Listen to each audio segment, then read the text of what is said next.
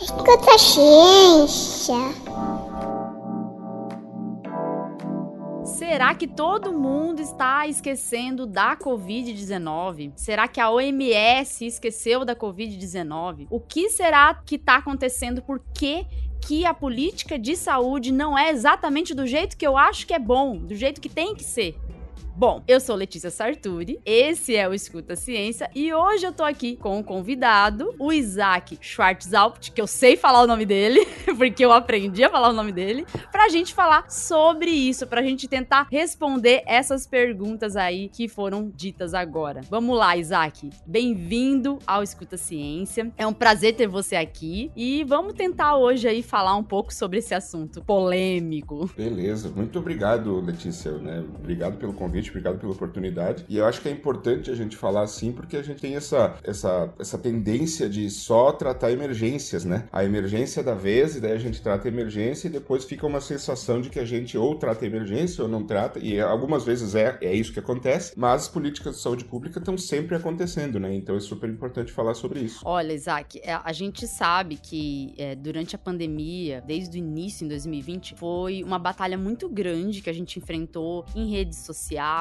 para tentar trazer aí informação, para tentar ajudar as pessoas diante dessa emergência. E, lógico, para nossa geração foi a emergência de saúde mais grave que a gente já viveu. E a gente se disponibilizou a dar um pouco de ajuda ali dentro do conhecimento, da formação que a gente tinha. Eu acho legal que a pandemia ajudou as pessoas a entenderem, assim, qual que é meu lugar no mundo, como que eu posso ajudar alguém, né? Então, isso ajudou muito, né?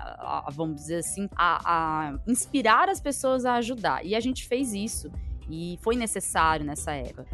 Mas agora, a OMS, lógico, declarou o fim da pandemia e a gente sabe que a Covid-19 não acabou. A gente segue ajudando as pessoas. Só que a gente segue ajudando também de formas diferentes. Porque não existe só Covid no mundo, só no Brasil também tem dengue. A gente tá com uma questão caótica de dengue. Mas a gente ouve muita gente, e eu também sinto às vezes isso, dizendo que as pessoas estão ali com aquela sensação de que a Covid acabou, de que não existe mais a Covid, que a doença sumiu. O fim da pandemia, a doença sumiu. Então eu acho importante primeiro a gente explicar o que é o fim da pandemia e por que o fim da pandemia não significa que a doença sumiu, né? Uhum. Não, e isso é muito importante porque, assim, é um dos primeiros motivos que a gente já acaba tendo, inclusive, discussões quando a gente vai falar sobre isso, porque o que acontece? O conceito de pandemia significa que tem um vírus, pan é tudo, né? A palavra pan quer dizer que está em todos os locais, e ele continua, ele está em todos os locais, ainda tem óbitos praticamente todos os dias, né, em todo o mundo. E aí o que a OMS declarou, que o pessoal considera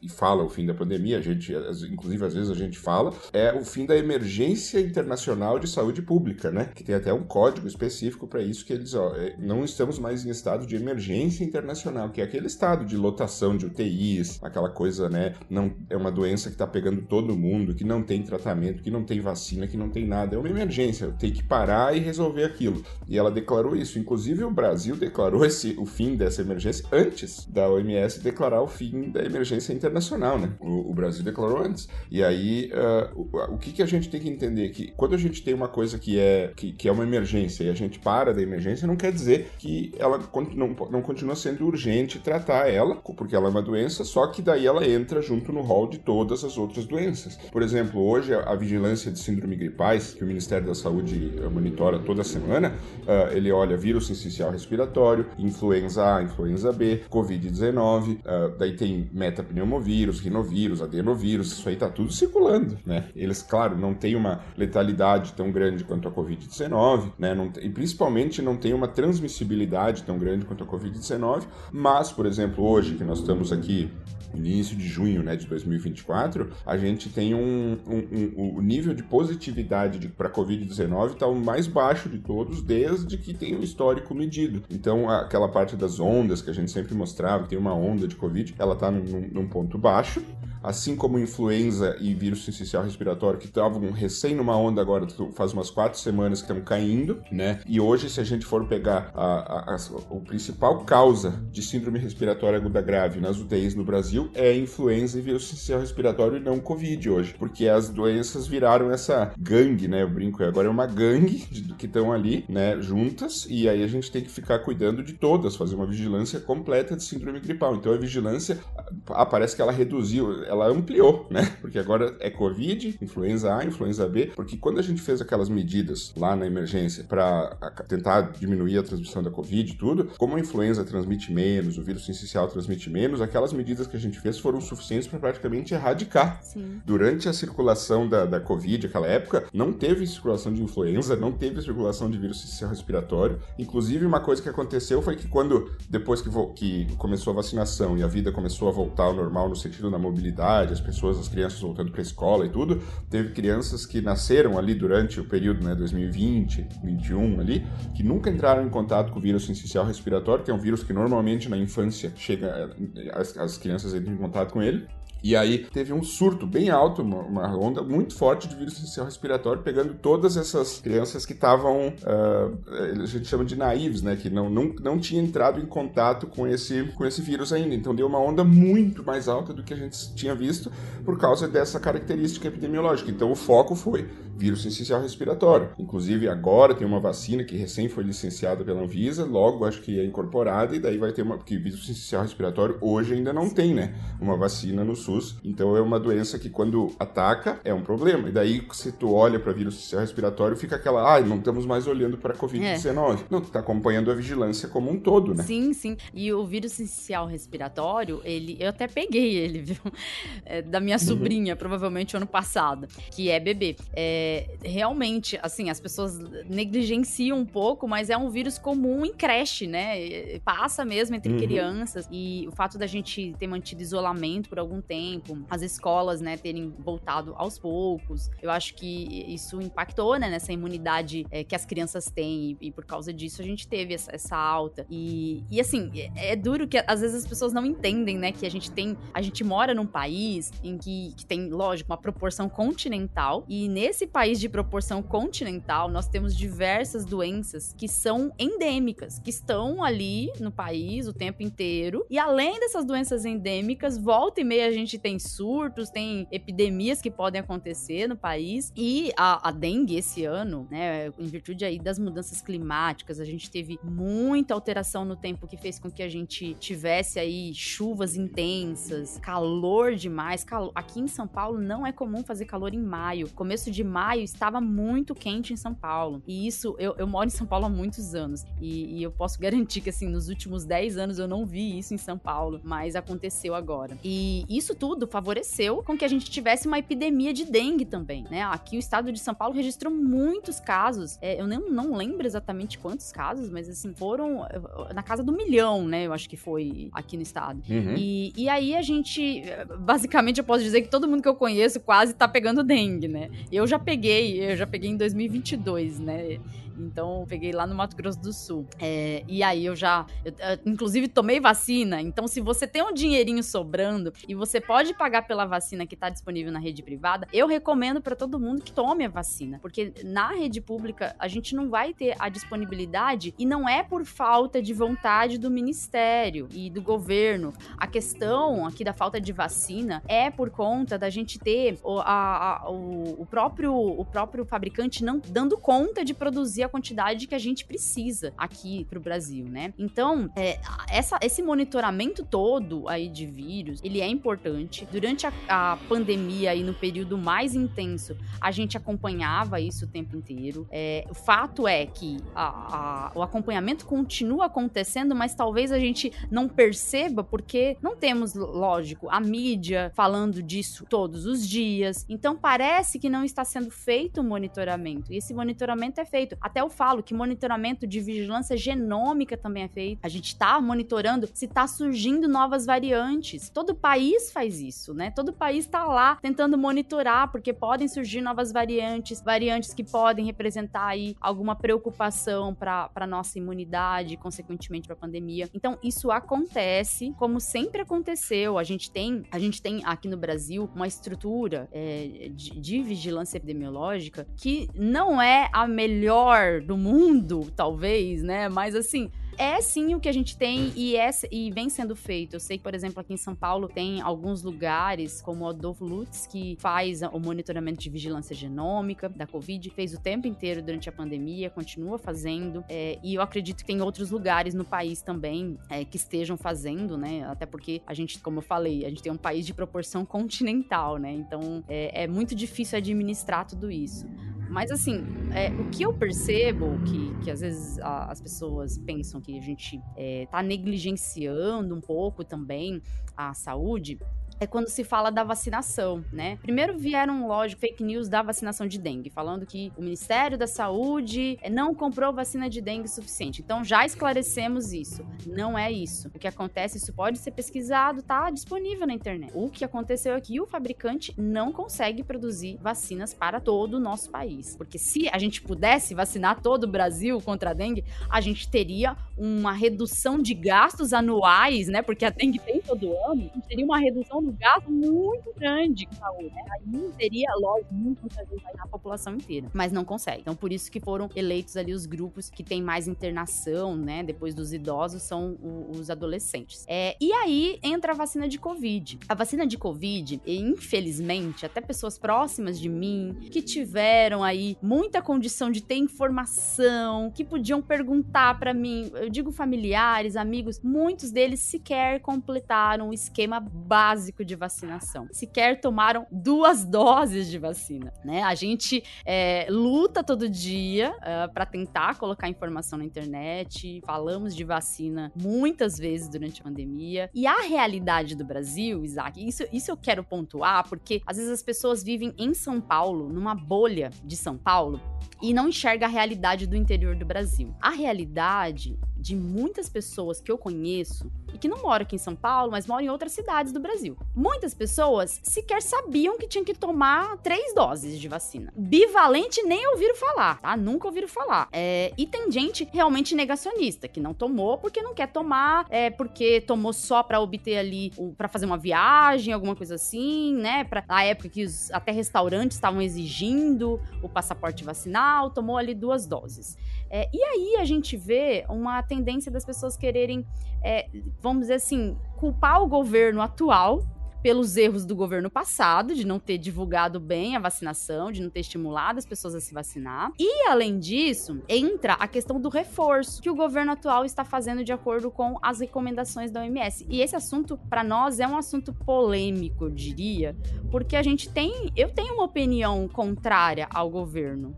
Mas eu entendo o trabalho como está sendo feito. Eu sei que o Ministério da Saúde tem muitas doenças para cuidar. Tem a dengue aí causando horrores no Brasil. E a gente tem ainda por cima essa vacina de Covid que não é procurada pelas pessoas. Então eu entendo o fato de, numa gestão, você pensar nessa questão administrativa de comprar uma dose de vacina que não vai estragar, uma quantidade de doses que não vai estragar. E aí eu vou colocar só pro público-alvo, né, que é o público que a OMS recomenda, né, que são as pessoas que têm necessidade. Então eu queria que você falasse um pouco o que você acha disso. Eu falei demais, desculpa aí, mas Não, que isso, é perfeito. O que tu falou é perfeito, porque é exatamente isso, sabe? Se a gente fala, por exemplo, vamos pegar esse ponto da vacinação mesmo, né? Quando a gente olha, por exemplo, a bivalente foi uma vacina que teria que ter sido aplicada em todos os idosos, em todos os grupos prioritários, e a gente, quando olha no painel de doses aplicadas do Ministério da Saúde, a gente vê que foram 33 milhões de doses aplicadas dela. 33 milhões é muito menos, a gente tem uma população de 203 milhões de pessoas, né? E mesmo idosos é muito mais do que isso. isso. E a gente não teve não foram buscar a vacina. A gente pode dizer, o governo não comunicou, né? A gente pode dizer isso. Mas a gente sabe que isso é uma parte do problema. Não é assim, foi só isso, sabe? Basta o governo ter comunicado, nós ia ter adesão 100% da vacina. A gente teve um governo que, né, foi horrível, que ele foi lá e fez o quê? Ele minou a credibilidade das pessoas, o que podia fazer, ele fez para que as pessoas ficassem desconfiadas da vacina, né? Principalmente a vacina contra a Covid-19. Claro que isso acabou vazando, inclusive, para outras vacinas, que a gente viu a cobertura vacinal de vacina. A própria dengue, que é um bom exemplo, foram 5 milhões e 200 mil doses que a Takeda, né, que é o laboratório, vendeu para o Ministério, e doou mais 1 milhão de doses. São 6 milhões de doses. 6 milhões, e é um esquema de vacinal de 2 doses. Então são 3 milhões de pessoas que tu vacina, né? Nem que tu fizesse...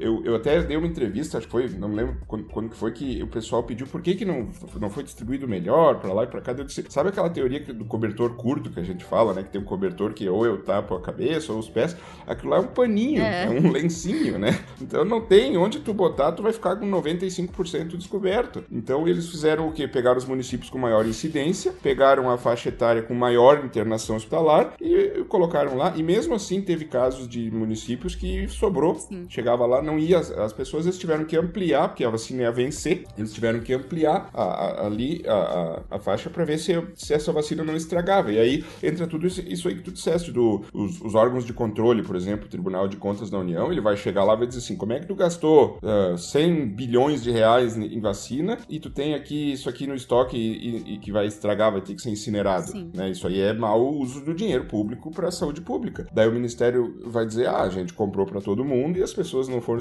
E aí fica essa história de... E aí é só a comunicação, é só tem toda a parte dessas fake news, dessa desinformação que foi feita que faz muita diferença. Tanto que quando a gente pega... Eu sempre uso o informe semanal do Ministério porque lá tem tudo, né? Tu falou da vigilância genômica, toda semana tem assim, qual é as variantes que estão em circulação, qual é as variantes que estão aparecendo. Inclusive, semana passada, que foi a semana epidemiológica 21, foi o primeiro caso, teve um caso notificado daquela variante KP.2, né, no Brasil. Foi uma notificação, mas a gente sabe que tem atraso de notificação, que as pessoas não digitam imediatamente, assim, ela vai lá, faz a vigilância, acha e já sai digitando no sistema, né? Normalmente não é assim, então provavelmente essa semana já tem até mais detecções, que é uma variante que está aparecendo em outros locais. Então, assim quando começou a aparecer, o primeiro caso já está lá no informe. Eu já sei porque eu li o informe e já estou informado, já sei que tem essa variante. Então, está acontecendo a vigilância genômica, está acontecendo tudo.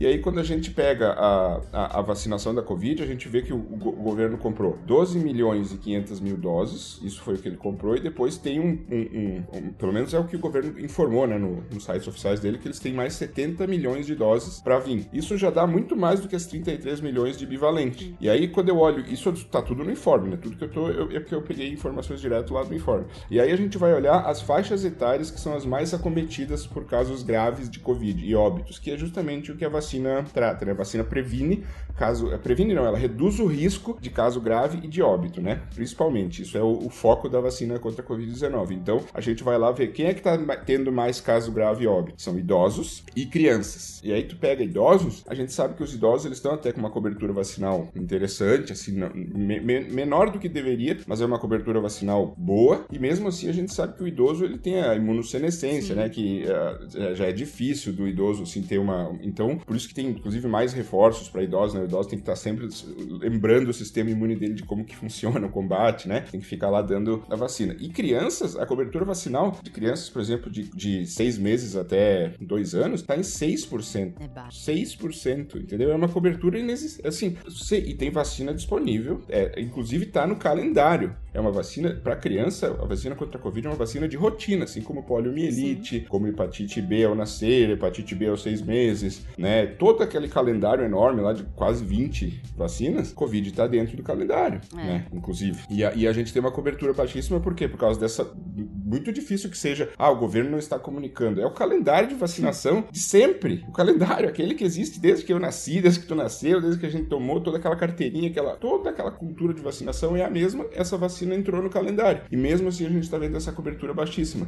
Não pode ter a ver só com a comunicação. Eu penso, tem que toda aquela consulta pública que foi feita, lembra? Olha, foi feita uma consulta pública para dizer, será mesmo que tem que vacinar? Será mesmo? E daí, toda hora a gente vê no Senado, na Câmara, o pessoal fazendo umas, sabe? E falando que a vacina é perigosa. E é isso aí, com certeza faz a opinião. Esses dias eu tava no metrô aqui em São Paulo, indo pra faculdade, e eu tava assim, eu cheguei a ficar assim, porque não é certo, mas tava lotado o metrô, não tem como eu não ver, né? Tinha uma moça assistindo um vídeo no celular, assim, de um cara falando fake news de vacina no Senado, sabe? E aí eu assim, meu Deus, sabe? Me deu aquela coisa, ou seja, olha só, tá viralizando, tá pra lá e pra cá. Então isso aí faz com que provavelmente a pessoa, será que eu vou vacinar meu filho? E aí a gente vai ver o informe, tá lá, crianças, né, depois dos idosos, é a faixa etária disparadamente mais afetada pela Covid-19. Então, e assim, isso daí, Isaac, agora eu tô estudando muito desinformação, né, movimento antivacina, tô no Sou Ciência, e assim, o que a gente percebe, na verdade, é a formação de um ecossistema de desinformação. A informação é falsa, mas ela é repetida por vários agentes diferentes. Então, ela se torna verdade. É mais ou menos isso, né? Então, o fato da vacinação de Covid não ter o sucesso que deveria ter, ela representa muito, né? A gente teve lá a primeira dose, todo mundo tomando, vamos tomar, cobertura vacinal super alta, segunda dose até também alta, né? Mas aí já depois da terceira dose já começa a cair, bivalente caiu. E agora, mesmo que seja a vacina atualizada, a melhor pra gente tomar agora, as pessoas sequer lembram da Covid mais. As pessoas não usam máscara em local que não tem ventilação. Eu continuo usando máscara no metrô, por exemplo. Continuo usando máscara. Eu saio sem máscara em alguns locais? Saio sem máscara. Em locais que eu sei que tem ventilação e que não vai ter um número de pessoas absurdo, assim, né? Por exemplo, um shopping aqui, onde eu moro, na Zona Norte, que é o Center Norte, é um shopping que é um terror, assim. Você anda, parece que você tá dentro da 25 dentro do shopping de final de semana. Então, esse shopping, jamais eu vou pra esse shopping sem máscara, porque eu sei que é um local que eu posso pegar, além de Covid, posso pegar influenza, posso pegar o VSR, posso pegar outros vírus, né, que são transmitidos aí. Então, assim, esses cuidados as pessoas esqueceram mesmo, porque a emergência não existe e aí as pessoas não veem mais notícias sobre a Covid também. Então, eu acho que esse ecossistema que vai se formando, do que é falado, forma também o pensamento das pessoas. E a gente sabe que não é só questão de comunicar. O governo não consegue competir com uma máquina de fake news, com vários políticos aqui no Brasil que trabalham somente para propagar fake news, porque tem deputado aí que não vai aprovar um projeto de lei, vai ficar ali o seu mandato inteiro sem aprovar nenhum projeto de lei, mas vai conseguir disseminar várias fake news de vacinas, vai conseguir gravar vários videozinhos polêmicos para as redes sociais, porque hoje a política virou isso. Eu já me conformei que a política virou isso e que as únicas pessoas que estão pensando mesmo em gerar alguma mudança na sociedade por meio da política são pessoas aí mais ligadas à esquerda, às vezes alguns de centro, mas os de direita e extrema direita, porque direita já migrou para extrema direita. Direita não existe mais no Brasil, só existe extrema direita no Brasil. Tudo isso já virou assim um circo, já virou o fim da política. Ali eles são antipolíticos. E eu já me conformei com isso, mas assim, esse ecossistema, ele vai formando a desinformação como uma verdade. E isso tá mostrando aí muito claro na busca pela vacina. Até a vacina de dengue. Vacina de dengue. Todo mundo sabe que tem dengue todo ano no Brasil. Todo mundo sabe. Todo mundo pensava, se tivesse uma vacina de dengue. Mas agora as pessoas não querem mais vacina de dengue, por causa da desinformação também. Então, essa queda na cobertura vacinal, eu acredito que lógico, a gente tem que falar que essa influência vem de movimento antivacina, porque a gente não pode assumir que isso é só uma hesitação vacinal. A partir do momento que isso é bem estruturado, é organizado esse movimento já é um movimento antivacina fazendo vítimas aqui no país, né? E isso é muito grave. A vacina nova, a monovalente atualizada, eu quero tomar, eu queria fazer o reforço. A gente sabe que a imunidade cai com o tempo. Eu sou imunologista. A minha formação principal é imunologia. Eu fiz fiz mestrado em imunologia lá na USP, no departamento de imunologia que tem excelência, conceito CAP7. Então eu tenho conhecimento de imunologia. Eu estudei com os melhores professores que poderia ter ali dentro da USP, eram os que estavam de imunologia, eram os que estavam no meu departamento. O meu doutorado, eu também fiz aí estudando um pouco de imunologia, mas em outro departamento, menor, lá no interior do Paraná, mas também continuei me atualizando na área. Então, eu tenho total consciência da queda da imunidade, e isso é natural para a Covid-19, mas o que a OMS assumiu com essa recomendação de que só os grupos prioritários aí sejam vacinados, é que a partir do momento que a gente já teve muita gente se vacinando e que a gente já teve muita gente também pegando a Covid, a gente tem ali uma imunidade coletiva mínima para que as pessoas saudáveis e que não tem nenhuma comorbidade, não tem nenhuma questão aí de queda na imunidade, seja por imunodepressão, seja por imunossenescência, essas pessoas saudáveis, elas já, então tá assumido que essas pessoas conseguem lidar bem com a doença, com a imunidade que elas já têm. Isso porque a gente cai o nível de anticorpo e a gente pode, isso, atrapalhar, sim, o combate da doença, mas a gente tem ali linfócitos de memória que estão prontos para atuar. A gente tem os linfócitos T, que são importantes para diminuir a chance de você ter uma doença grave. E isso não some em meses. Isso dura a vida inteira. Geralmente dura a vida inteira. Pelo conhecimento de imunologia, isso deve durar. E a gente já viu durante a pandemia vários artigos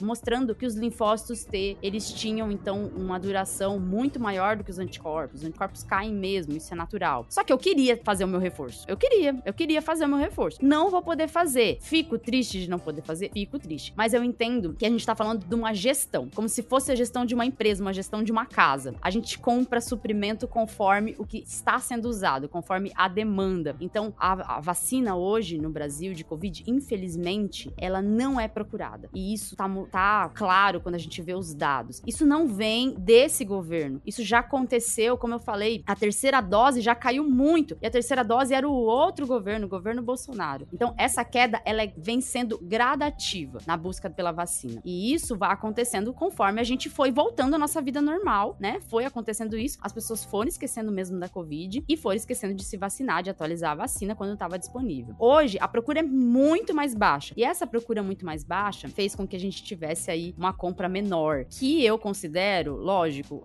eu entendo, mas eu acho que tinha que ampliar para todos os públicos. Eu realmente acho, amplia para quem quer tomar. E eu acredito ainda, Isaac, que isso pode até ser feito, se eles virem que o público-alvo não tá tomando, para não perder essas doses, isso pode ser realizado, né? Eu acho que é uma coisa viável. Eu acredito que vai. Eu acredito que vai, inclusive, porque a Bivalente foi a mesma coisa. A Bivalente foi comprada para os grupos prioritários, aí depois os grupos prioritários pararam de ter a busca, tinha dose, e a Bivalente foi... Eu tomei a Bivalente. Eu fui lá, não seria pra mim, eu fui lá e tava lá disponível pra mim, né? E eu fui tomar a Bivalente. Eu acredito que seja. Inclusive, assim, quando a gente olha, por exemplo, nesse mesmo informe, né? Porque hoje Covid tá tudo centralizado nesse informe. Tá lá, assim, se a pessoa, por exemplo, não tomou nenhuma dose de vacina, sabe? O negacionista mora, assim, aquele que não tomou. E por acaso hoje ele acorda e diz assim, eu acho que eu vou tomar, sabe? Essa atualizada aí. Tá, me convenci, né? A Letícia e o Isaac me convenceram, né? Vou tomar. Vamos tomar essa dose. Aí a pessoa pode, tá lá no informe, a pessoa pode, ela vai tomar uma dose da atualizada. Essa monovalente tá recém-chegada aí. E outra coisa, pro Rio Grande do Sul ali também, saiu uma nota técnica que eu vi, que no Rio Grande do Sul não existe grupo prioritário. Tá todo mundo, sabe, tá ampliado, porque lá tá um caos, né, uma coisa horrível. De vulnerabilidade então, muito grave. Uma situação muito alta, então o Ministério entendeu isso, ampliou a vacinação lá, para não só Covid também, né, entre várias outras, assim, ó, lá é vacinação generalizada, né, porque é uma política que nem tu falou, ela é dinâmica, né, ela tá sempre em movimentação. Aí o Ministério seguiu essa orientação da OMS, que eu também, Isaac, pessoa física, né, eu acharia muito interessante a vacina para todos. Vacina, é uma coisa assim, vacina disponível para todos, só que se o governo compra 200 milhões de doses, sei lá, por exemplo, e aplica 35 milhões e fica 170 milhões de doses no estoque, nossa, o desperdício, porque assim, é caríssimo, né? Sim. Quando a gente olha uma dose, mesmo que uma dose custe lá 60, 70 reais, é só fazer a conta, 70 reais vezes, mesmo 70 milhões que é o que tá vindo, né? Mesmo os 12, que é o dessa essa primeira compra, que daí vai vir mais 70, pelo que diz lá no governo. Mas pega só os 12, só 12 milhões e multiplica por R$70 e vê o valor que dá. Só isso ali, né? Então, é que nem tu disse, o governo ele tem que fazer essa... Eu acho muito interessante a ampliação de vacina para todos, porque vacina é proteção, né? E proteção é interessante, eu acho muito válido. Então, a gente teria que fazer esse debate de uma maneira, assim, sei lá, e inclusive esse governo, até onde eu sei, né? Ele é um governo que dá para conversar com ele, né? Dá para chegar lá e dizer, olha, tá, sabe? Aqui seria interessante botar vacina para todo mundo, né? Olha o que tu acha dessa evidência, né?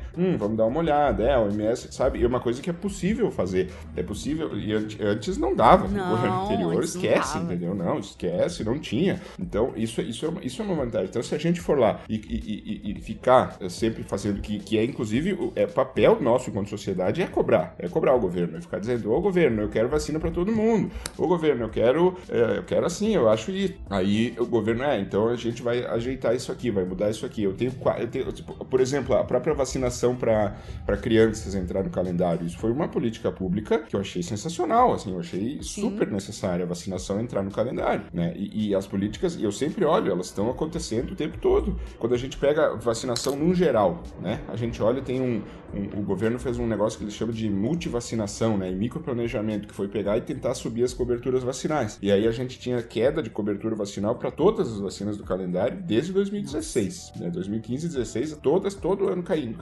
Chegou agora, o final de 23, foi o primeiro ano que parou a tendência de queda e a curva fez aquela... Sim. E começou ela não tá nem perto ainda de conseguiu reverter meta, a tendência de queda, né? Reverteu a tendência de queda na cobertura. Porque aí a gente dá uma olhada, vê que os municípios fizeram um monte de ações, fizeram dia D de vacinação. Nesse momento aqui, aliás, em junho, nós estamos na campanha de pólio, tá tendo campanha de poliomielite em todo o Brasil, e ainda de influenza, né? Tá rolando agora nesse momento. Então, sabe, tá se fazendo tudo para tentar subir a cobertura vacinal e voltar às metas, só que agora tem esse novo inimigo, né? Que é essa desinformação, isso aí que tu disseste, as pessoas que vão fazer vídeo e cortes e o tempo inteiro. É raríssimo eu chegar pra uma pessoa e pedir pra ela, assim, se entrar no papo, assim, conversar. Tu tomou as doses? Eu acho que não precisa, tomei só, né? Porque, eu vi um vídeo, não sei aonde, eu vi na rede, eu vi no Instagram, eu vi no... Sabe? Quase todo mundo viu em algum lugar alguma coisa que fez ela ficar meio hesitante, assim. E aí a gente diz, mas caramba, na minha época, quando eu era mais novo, era assim, vai lá e vacina. Deu, pronto, sabe? Sabe? Era uma coisa assim, não que não tenha que... Claro que tem que informar, quanto mais informação eu tiver, melhor, é o correto. Mas era uma coisa assim que eu lembro que era vacinação, tinha que ir lá, vacinava e pronto, entendeu? A gente sabia que era o correto e erradicou doenças, né? E reduziu várias doenças porque simplesmente se fazia. E agora tem esse inimigo. Então, se a gente pegar considerar esse novo inimigo, a gente percebe que os esforços têm que ser triplicados, quadruplicados do que era antes. Se só fizer o que se fazia antes, que era, vamos disponibilizar a vacina, vamos fazer tudo, a gente sabe que a cobertura não vai chegar naquelas metas que eram anterior, porque agora tem essa luta, né? Tem toda essa nova luta. E é uma coisa que dá pra ver que o governo tá não sei se a palavra é se adaptando, mas é uma coisa assim que é um novo, essa antipolítica, que falou que é um termo perfeito, assim, eu concordo muito contigo, é o que tá acontecendo, que tá percebendo assim, não basta então eu comprar as doses, seguir as recomendações, botar no postinho e entregar para as pessoas vão se vacinar, não tá bastando, né? Tá tendo que fazer outras iniciativas e nisso é uma coisa que o governo precisa olhar, inclusive até para o que aconteceu durante a fase emergencial da pandemia, né? Que os divulgadores científicos fizeram e tudo que a gente fez, e que nem tu disse no começo, a gente não parou de fazer, a gente tá aqui agora falando de Covid o tempo inteiro, né? Eu tô fazendo doutorado em epidemiologia na USP e a minha tese, né, sobre determinantes da cobertura vacinal, eu tô estudando vacinação, tentando aumentar a cobertura vacinal, né? É isso, entendeu? A gente tá o tempo inteiro fazendo isso, todo dia fazendo isso, só que não tá todo dia no Jornal Nacional, mas, né, que nem era, aparecia no Jornal Nacional, aparecia todo dia uma entrevista diferente e capa de jornal, porque isso era muito mais um interesse. Por exemplo, eu nunca procurei um jornal e disse, me entrevista, né? Que eu quero falar de Covid. Não, era o contrário, eu acordava e era o WhatsApp assim, que tu pode me dar uma entrevista, tu lembra, né? Pode me dar uma entrevista e daí agora não, entendeu? Tem agora mais. Né? Eu não tenho mais, porque essa sensação de emergência, e a gente vê que a mídia, isso é uma coisa que, assim, eu conheço jornalistas sensacionais, assim, eu tenho, a maioria do que eu conheci durante a emergência ali, entre a pandemia, foram pessoas sensacionais e tudo, mas e são ótimos e tudo, e a gente vê que, num geral, a mídia é uma coisa que trabalha com o que tá quente, eles chamam, né? Que é a emergência, o que é o da vez, né? O que tá acontecendo agora, né? O que tá havendo nesse momento. E daí, como eles olham, por exemplo, pra Covid nesse momento aqui, pô, positividade tá o mais baixo que já teve, né? Tá baixíssimo. Dengue, inclusive, até saiu uma matéria que dizia Covid mata mais do que dengue, né? E aí eu fui dar uma olhada, né, nos dados pra ver, assim, deixa eu dar uma olhada, né? Porque eu sei que Covid, ela realmente tem uma letalidade maior do que a dengue, mas ela tem uma transmissibilidade muito maior também, né? Então tem que fazer esse equilíbrio. Só que daí o que acontece? O governo divulga os dados de dengue, de óbitos, por ocorrência, data de ocorrência. Então, se eu olhar lá 3 mil óbitos em 2024, quer dizer que eles aconteceram em 2024. E o Covid, o governo divulga por data de notificação, que é a data que eu digitei aquele óbito. Não, se a pessoa morreu lá em 2021 e eu fiquei com a ficha na gaveta, assim, esqueci de digitar. E aí digito hoje, vai dizer que vai aparecer a data de hoje, entendeu? Então, aí eu fui dar uma olhada e o momento onde tem mais óbitos de Covid é justamente na virada do ano ali, comecinho de 2024 entrou, e aí tu vê o momento que teve menos óbitos de Covid no ano de 2023, é justamente na virada do ano. Ou seja, se lembra quando a gente falava do final de semana, que a gente tinha que ensinar, olha, o final de semana cai, mas é porque a pessoa para de digitar, porque ela tem, né, pelo menos domingo ela tem uma folga, e depois na segunda ela volta e digita o que represou lá no sábado e no domingo, então dá uma queda no sábado e domingo e aumento forte na segunda e terça, por causa... O final do ano não é nada mais do que um super final de semana. Final de semana tem um do recesso, ano.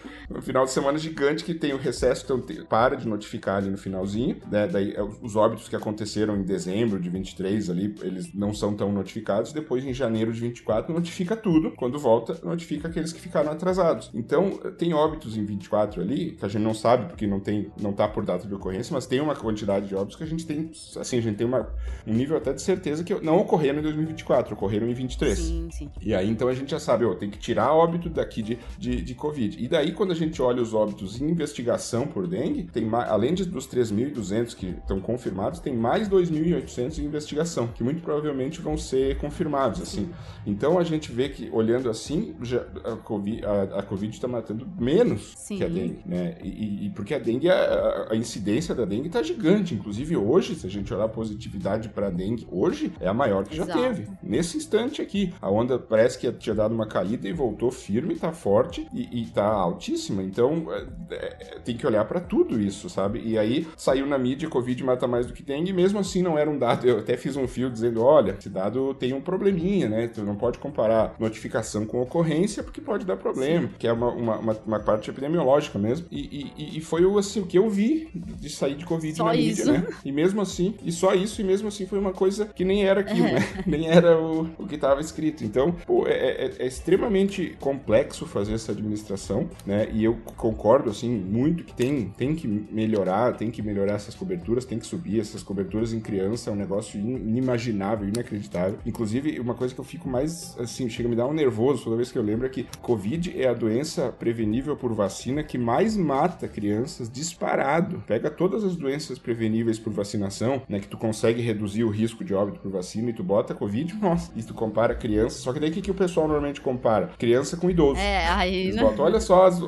os óbitos de idosos e de crianças, né? Morre uma criança a cada 1.000 idosos. Meu Deus! Só que não pode comparar criança com idoso, porque tem que comparar criança com criança. Então eu vou pegar todas as crianças e vou ver quantas delas morrem de coqueluche, quantas delas morrem de difteria, quantas delas, né? Pega todas as doenças e daí tu vê Covid. Nossa, Covid é disparado, assim, muito, muito, muito, muito acima de todas as outras doenças, justamente porque a cobertura vacinal muito é quase nula, né? Uma cobertura de menos de 10% em crianças pequenas é quase nula. Então a criança, ela tá, assim, nasce, e assim como ela tá, né, naive, assim, ela não conhece, o sistema imune dela, né, tu pode me ensinar melhor, encontro. Né, porque tu é especialista, não teve encontro com nada. Ele não teve encontro com a Covid, então a criança, ela tá que nem a gente tava lá quando chegou o vírus e não tinha vacina. A criança tá na mesma situação. Sim. Aquela situação que a gente se apavorou, e a gente, meu Deus, vamos ficar em casa, né, porque se eu me encontrar com esse vírus, o meu corpo não sabe o que fazer. A criança tá nessa situação, e tem vacina pra ela. É só ir lá e vacinar. A desinformação não tá deixando as pessoas se vacinarem e vacinarem as crianças. Isso é muito assustador.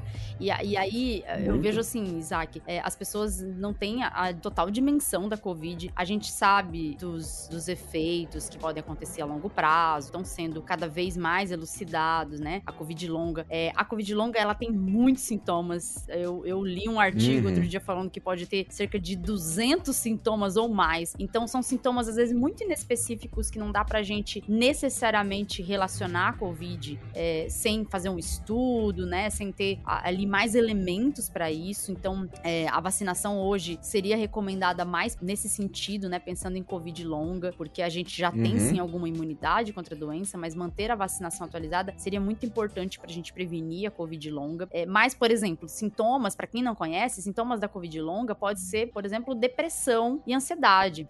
Pode ter outros sintomas em outros órgãos, sintomas gastrointestinais. Você pode ter sintomas em todo o corpo, mas são sintomas que estão associados a outras doenças também, a outras condições crônicas também. Então, é difícil, às vezes, a gente separar o que é causado pela Covid, né, um efeito de longo prazo da Covid, e o que é um efeito de outras condições de saúde. E isso acaba, acho que, impactando muito na consolidação, vamos dizer assim, de fato, da gente ter um consenso que a Covid longa é uma realidade e pode ser grave, né? Eu acho que essa confusão de sintomas talvez seja um problema. E também o fato das pessoas falarem da questão da positividade ser baixa porque as pessoas não testam. Só que a gente tem que pensar que tem gente que não testa pra dengue, que fica mal de dengue e não faz um teste de dengue. Não faz.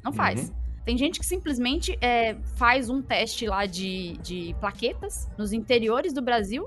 Muitos lugares não fazem o teste de antígeno para dengue, NS1, que é o confirmatório. Faz um teste de plaquetas lá. Tá com queda nas plaquetas. Então tá com dengue, tá com sintomas de dengue. Aí tem a notificação, lógico, tem que fazer notificação. São doenças que tem que ter notificação compulsória. Mas a gente tem que pensar que o brasileiro, ele não tem o costume, eu digo assim, uma tradição de ficar doente e ir no médico testar pra ver o que tem. Isso foi um costume da Covid, que a Covid criou na gente. Eu cansei de ter gripes no passado que eu nunca fiz diagnóstico do que era. Cansei de ter a minha vida inteira. Quando que eu comecei a fazer teste? Pra Covid. A Covid me trouxe esse costume. E olha que eu sou da área da saúde, não tinha esse costume de fazer testes, né? Aqui em São Paulo é mais fácil você encontrar esses testes. Eu morei no interior na maior parte da minha vida, então muito mais difícil você fazer esse tipo de teste. Então, assim, o fato das pessoas não estarem se testando não significa que necessariamente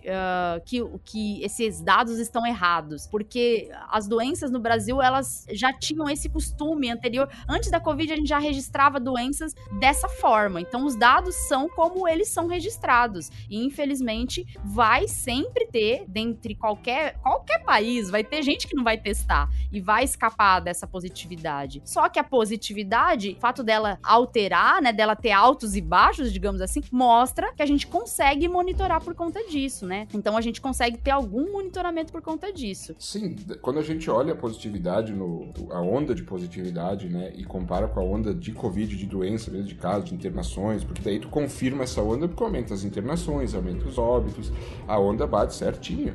E, inclusive, uma coisa que eu noto, que é uma coisa que é importante, né? E o Ministério, no informe, ele mostra que é a quantidade de testes, não só a quantidade de testes que deram positivo, a quantidade total. Então, se a gente vê, por exemplo, que ele testava lá 500 mil pessoas, e aí no mês seguinte testa 10 mil pessoas, por exemplo, eu não posso comparar a positividade de um mês com o outro, porque mudou. E a testagem, ela vem nos últimos semanas, assim, ela vem muito similar, sabe? Vem sempre uma quantidade que eu acho baixíssima, que é que nem tu falou, a pessoa não, assim, comparando com a população brasileira, tu ter lá 60 mil testes numa semana no Brasil inteiro, é uma coisa assim, né? Mas como esse número, ele é constante, ele é muito constante, quer dizer que se a positividade altera dentro desse número constante de testes que eu tô fazendo, significa que eu posso, pelo menos, ela pode capturar, né, mudanças no comportamento da circulação, no comportamento do vírus na circulação viral. E aí a gente tem também uma outra coisa que tem no informe lá que eu acho bem interessante, que é a vigilância sentinela, que é o que é o governo, daí é o próprio ministério que testa o tempo inteiro, ele vai testando pra tudo, não só pra Covid, pra ver o que ele encontra, né?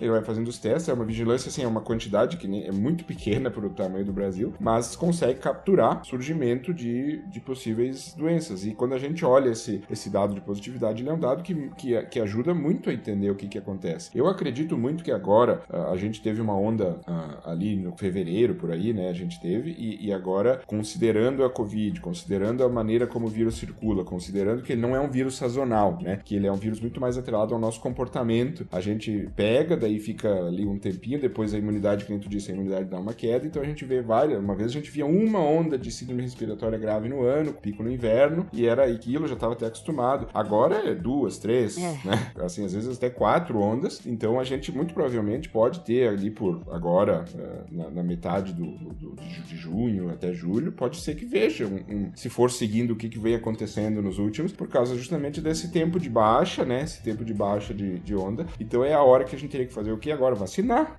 e não só vacinar, porque isso aí que nem da Covid longa, que tu falou que é muito importante. Eu acredito que a Covid longa vai ser um problema sério de saúde pública, principalmente em médio e longo prazo, porque o vírus continua circulando, continua pegando, a gente sabe que ela existe, a gente sabe que acontece esse problema, e a gente sabe que vai ter pessoas que vão estar acometidas por esse problema se a gente conseguir continuar. E aí entra o quê? A vacina é uma das coisas, que a gente viu alguns artigos que ela dá uma reduzida no risco dessa Covid longa, e uma reduzida no risco até da própria infecção, né? Mas é uma reduzida menor do que reduzida para doença grave e óbito, que é o foco da vacina. Mas a vacina, ela é uma coisa. A gente teria, por exemplo, assim, máscara. Eu também, né? Eu uso máscara.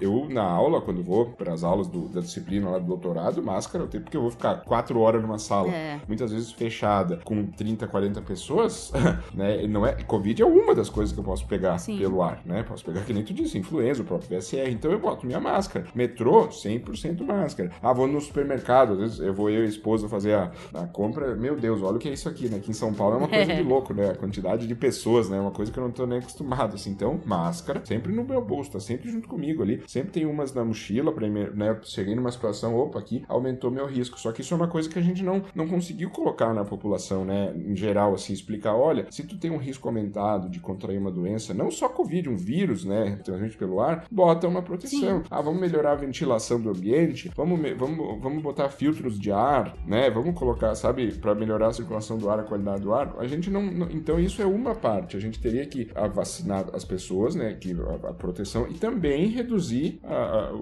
aumentar a qualidade do ar, reduzir o número de vírus no ar, fazendo algumas medidas ativas, né? Não só medidas passivas, assim, de esperar ver o que acontece. E isso precisa de muita. E isso não é o problema do Brasil, que todos os outros locais estão. Não, tem política de qualidade do ar no Brasil, tem política de qualidade do ar nos Estados Unidos, tem alguma coisa. Nem de longe é uma coisa ampla, nem de longe é uma coisa que tá ainda, né? As pessoas se ligaram, realmente precisa. A não ser a Ásia, né? Que a gente via antes da pandemia, que o pessoal, nossa, olha de máscara, né? Lá no Japão, por exemplo, na China, e é o que? Eles estavam percebendo, a qualidade do ar, né, piorou, independente pode ser saúde, pode ser vírus, pode ser poluição. Eu vou botar esse artefato aqui que é baratíssimo e que vai me evitar de eu ficar ruim, né? Eu não quero ficar doente, né? Eu odeio ficar doente, então se eu puder evitar, eu vou evitar. Mas as pessoas não sabem calcular risco, né? A gente tentou ensinar isso durante a pandemia e acabou sendo cultural que as pessoas, não preciso mais usar máscara, não uso mais, né? Eu continuo calculando os riscos. Eu vou, às vezes, o lugar mais fechado que eu vou, que eu fico sem máscara, às vezes lá numa escola de estudos do Padre Júlio Lancelotti, que o Pedro, meu marido, ele dá um curso lá, né, que é mensal, um sábado no mês, e aí a gente fica 1 hora lá dentro. Só que, assim, o Padre Júlio, ele tem muita consciência dessa questão de ventilação. Eu sempre vejo ele falar, gente, vamos criar uma corrente de ar aqui, ó, abre aí, abre aqui, né? E nem tem muita gente, em média ali são, sei lá, umas 30 pessoas dentro do lugar, é um lugar meio amplo, e a gente transmite ao vivo isso, né, no YouTube dele, então tem mais gente acompanhando online do que dentro do lugar, né? Dentro do lugar são poucas pessoas. E ele tem essa consciência, eu vejo algumas pessoas ter essa consciência, né? A questão da ventilação, falam muito, vários países estão se preocupando, o Brasil, o único lugar que não. Não é bem assim, a gente sabe que não é bem assim, né? Tem lugares, sim, que tem uma preocupação maior, a gente tá tentando colocar isso na cultura nossa. Eu, por exemplo, quando tava em sala de aula, sempre chegava no inverno, os alunos tudo fechado a janela. Aí chegava, abria uma janela pra circular vento, deixava aberta a porta pra circular. Então, essas coisas, eu acho que é um aprendizado contínuo, né? E as pessoas não estão prontas pra aprender, porque não estão estão abertas a querer aprender isso, né? Querer mudar hábitos de vida, assim, né? Por causa da doença. Não, mas nem só de doença, né? Desculpa te interromper, mas eu lembrei de uma que eu postei esses dias, que eu fiquei irritado, que teve uma chuva em São Paulo, não sei se tu lembra quando é que foi, que ficou uns 8 dias sem luz, que caiu energia. Sim, eu lembro. O pessoal ficou, né? Tu lembra que teve? E aí eu lembro que eu disse, olha, isso é uma coisa que pode acontecer, então a gente, já que a gestão não tá fazendo muita coisa, né, pra ajudar a gente nisso, a gente tem que estar preparado. Daí eu expliquei algumas coisas que pode ver, olha, a pessoa, por exemplo, tem insulina em casa, tem diabetes e precisa estar na geladeira, não pode ficar 8 dias sem energia elétrica, ela tem que ter algum método de gelar esse medicamento, enfim, né? E aí as pessoas, tu quer vender gerador? Tu, sabe, me acusando, sabe? Tu tá querendo vender gerador, tu tá querendo, pra que estupidez, quem é que vai fazer isso? Me xingando, sabe? Então, se tu chega pra uma pessoa e tenta, né, explicar... Fazer uma análise de risco, né, pra gerenciar isso. Isso, agora mesmo a gente vê lá no sul, né, o pessoal assim, a gestão não fez análise de risco nenhuma, né, a gente vê lá, Porto Alegre tem as casas de bomba, que a casa de bomba para uma cidade que nem Porto Alegre é como se fosse oxigênio pra gente, né, e aí ela tava com um monte de casa de bomba desativada, como se eu tivesse com 30% do meu pulmão só bom, e eu dissesse, segue a vida assim, se aconteceu, né, se eu pegar uma doença, foi mais ou menos o que aconteceu. Então a cultura da gestão de risco, ela é uma cultura muito, muito, muito baixa no geral, e quando a gente vai falar sobre isso, a gente é xingado quando vai falar na prevenção, e depois, quando fala, olha, eu tinha dito, sabe, se tu nem brinca em falar, eu avisei. Nossa, eu avisei, e a pessoa pula no pescoço, né, sabe, fica mais irritada ainda. Então a gente tá numa sinuca de bicos. O que eu faço? Eu aviso antes, não gostam, eu aviso depois, não gostam.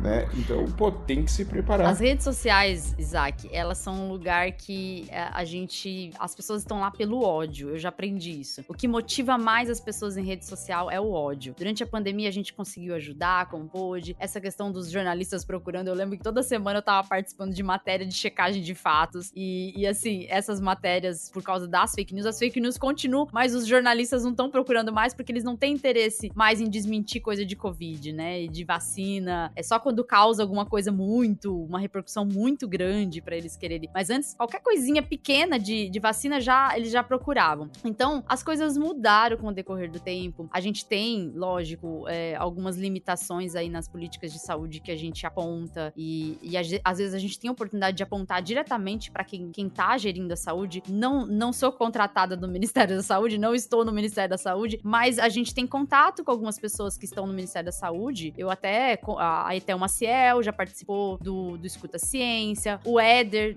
que é o diretor do PNI, também já participou do Escuta Ciência. Então, a gente questiona as coisas, a gente tem essa oportunidade.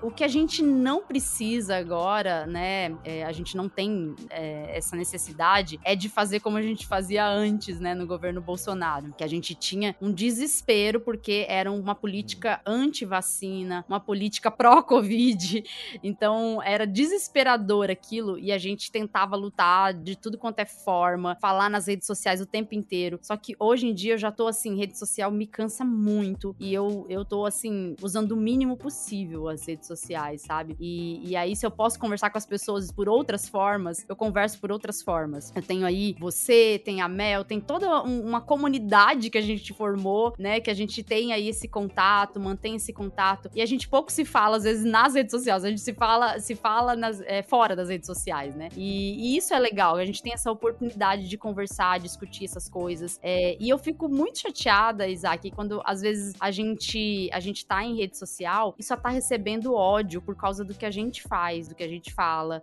Isso é muito triste, porque o debate não é permitido, só é ódio. E mesmo quando você tenta debater, as pessoas não estão prontas pra debater. Elas querem fazer aquelas tiradinhas que fazem, como dizem os bolsonaristas, lacrar na internet. Elas querem fazer esse tipo de coisa e não estão prontas pra debater, mesmo quando você tá aberto ao debate. Então, eu já percebi, assim, que rede social é um lugar que a gente tem que estar ao mínimo possível. Esse podcast, ele é uma das formas da gente falar. É um meio que eu quero manter aí enquanto eu puder, né? Não é nada que me dê lucro, porque não dá dinheiro, dá custo, na verdade. E a gente mantém aqui como um canal, sabe? Por isso que é bom ter você aqui também pra falar desse assunto, né? Que é um assunto que a gente tem que falar. Em 2024 ainda, a gente tem que falar de Covid. Com certeza, eu falo direto, eu falo todo dia. Nas redes sociais, por exemplo, o que eu tô fazendo? Até porque a própria rede social, ela já não era uma coisa maravilhosa, mas elas pioraram significativamente, né? Inclusive ali pega o Twitter lá, que trocou de nome, trocou de dono, virou uma coisa horrível, né? Ele era um lugar bom pra gente alcançar facilmente as pessoas, né? E se informar rápido do que estava acontecendo, e agora virou um caos. Então eu faço o quê? Eu entro ainda porque, assim, tem seguidores ainda que me perguntam por lá, né? Não tem, assim, o meu WhatsApp, sabe? Às vezes tem uma dúvida, alguma coisa, então eu entro lá, tem uma pergunta na minha mensagem privada, eu converso, eu respondo, né? Isaac, sabe me ajudar com isso, sabe? Você tá sabendo do que tá acontecendo, né? Eu vou lá. Mas quando eu tento postar uma coisa assim, por exemplo, eu vou postar qualquer coisa, sabe? Sobre qualquer coisa, é ódio, é xingamento, é pessoas, assim, me chamando de coisas horríveis, que nem na época da... Bom, tu sabe, pra ti é pior ainda, né? E aí a gente vai desistindo, né? A gente vai, sabe, o pessoal vai conseguindo, né? Porque o ódio, ele machuca bastante, então a gente vai parando, a gente vai baixando a rotação. E lá na emergência, a gente meio que, sei lá o que aconteceu. Até eu olho pro passado de como é que eu aguentei, como que a gente aguentou? Porque foi uma loucura, assim, a gente virava madrugada, tu lembra? Conversando, pensando em roteiro, pensando em como fazer, porque realmente, que nem tu disse, era uma emergência, a gente sabia que quem tava no manche lá do piloto, quem tava comandando, tava querendo derrubar o avião, né? Tipo, a gente percebia isso, a pessoa era pró-Covid, era pró-doença, então a gente precisava, e agora eu pelo menos não enxergo nem de longe isso, que o pessoal pelo contrário, entendeu? É uma coisa que me deixa muito mais tranquilo nesse sentido de que nem tu disse, a gente pode contactar, pode dizer, olha essa evidência aqui que saiu, né, de Covid longa, olha, sabe, eu posso mandar e não vou ser, né, não vão me xingar, entendeu? É diferente. Então a gente fazendo esse novo jeito de combater, né, que é o que a gente continua combatendo doença, continua trabalhando em prol da saúde, continua tudo. Eu até hoje eu trabalho muito mais em prol da saúde do que eu trabalhava, mesmo na fase da emergencial da pandemia, mas não aparece tanto. Exato. Porque não tem likes, não tem curtidas, né? Não tem engajamento, mas minha vida é da hora que eu acordo, da hora que eu durmo, é saúde pública, sabe? Em todas as consultorias, todo o trabalho que eu faço, todo o doutorado que eu tô fazendo, tudo é saúde pública. Então eu tô trabalhando muito nisso, mas não aparece tanto, e a gente também nem tem aquela vontade de disseminar, porque a gente apoia, né? É ódio. Assim, agora a gente já tá se encaminhando pro final, eu falei que esse episódio ia ser mais curto, Isaac, mas a conversa tava tão boa que se estendeu. Não, que isso?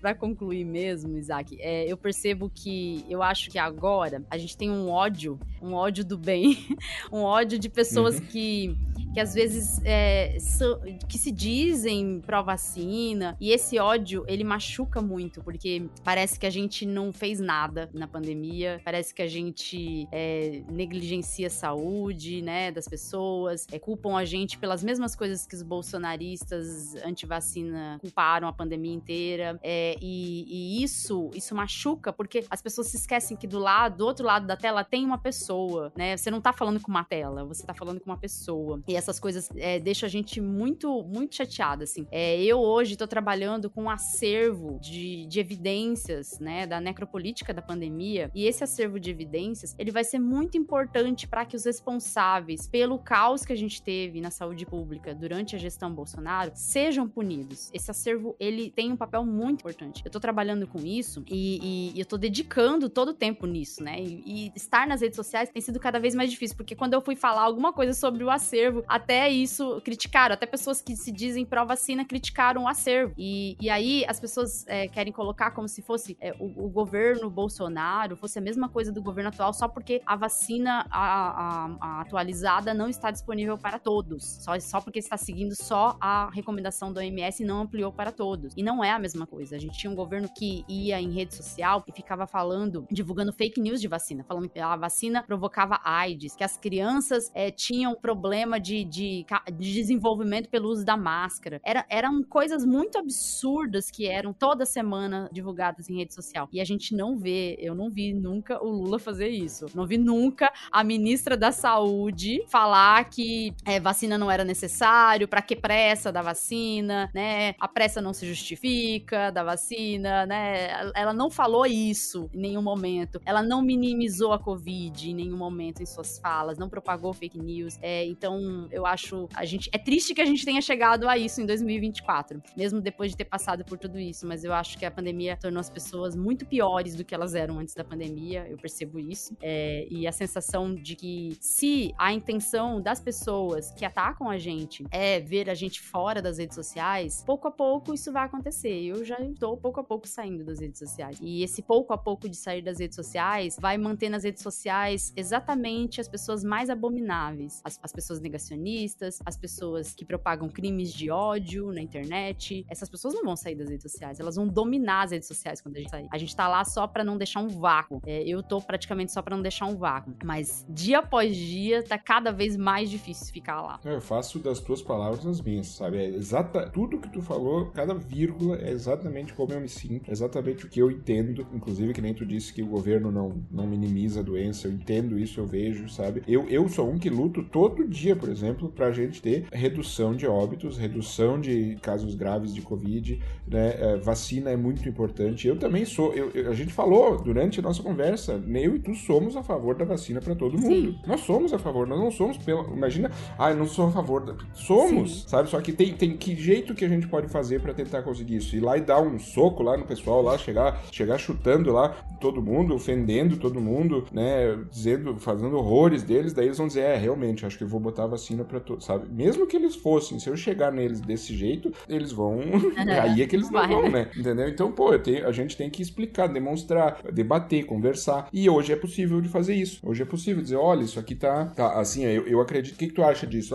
Não sei, não tem muito conceito. Então, vamos conversando, vamos tentando entender, vamos estudando, inclusive fazendo estudos, né? É uma coisa que eu busco, eu quero tentar fazer estudos de efetividade de vacina, né? Com os dados que a gente tem hoje, que hoje as vacinas são... Aqui no Brasil, os dados de vacinação são mais granulares, né? Não é que nem antigamente, que o dado era consolidado, a gente tinha um monte de dose aplicada e não... Hoje a gente consegue saber por faixa etária, por idades simples, né? Principalmente vacina de Covid, então dá pra fazer estudos. Então, vamos fazer estudos. Eu tô estudando, né? Tô fazendo doutorado nisso pra estudar isso, pra entender, pra poder dizer, olha aqui, olha essa evidência aqui. E se eu conseguir uma evidência e essa evidência demonstrar, porque é uma hipótese, né? Tu sabe, ciência é isso, eu não posso procurar e fazer o resultado que eu quero que dê, né? Eu tenho que pegar os dados e com eles fazer o melhor possível dentro do estudo e ver. Se aquele estudo der um resultado, olha, essa evidência demonstra a necessidade. Eu posso dizer que eu tenho praticamente certeza que esse governo vai olhar e vai dizer, opa, eu acho que eu vou ajustar aqui, vou ajustar o curso, entendeu? Então é isso que a gente tem que fazer. Só que a gente vai saindo das redes e vai deixando de falar sobre isso. Eu não tenho mais vontade nenhuma de falar sobre o que eu tô estudando, sobre o que eu tô fazendo, porque eu sei que eu vou tomar ódio e vou ter que ficar estudando explicação e vou ficar mal, vou dormir mal,